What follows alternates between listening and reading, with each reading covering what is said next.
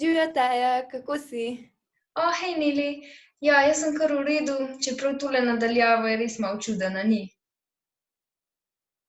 Ja, meni se tudi zdi. Ampak, lej, bomo že šli čez.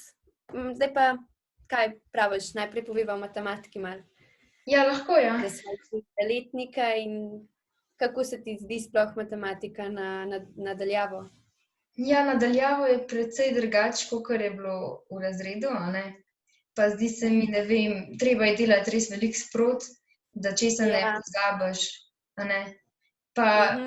to se res pozna pol, da ne moreš se vsega naučiti pol v enem tednu, ker se vse nekaj navezuje na naslednjo snov, tako da je kar fajn, če delaš sprot.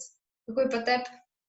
Ja, meni je lih tako, kot si ti rekla, pač sproti delo, vaje, matematika je pač tak predmet, ne sme nam pa noben, ne vem, ne sme nam tako predstavljati, da joj, tega pa ne bomo znali in pač moramo se naučiti.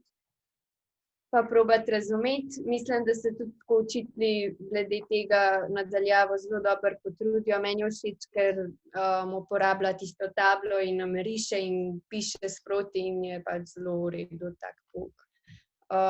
Zdaj, meni se tudi preskok iz osnovne šole na gimnazijo, pač sem nekaj čutila, da pa je malo bolj zahteven, da je malo bolj treba se spet temu posvetiti, a ne, naučiti nekaj, ampak ni pa spet tako bav ali pa karkoli.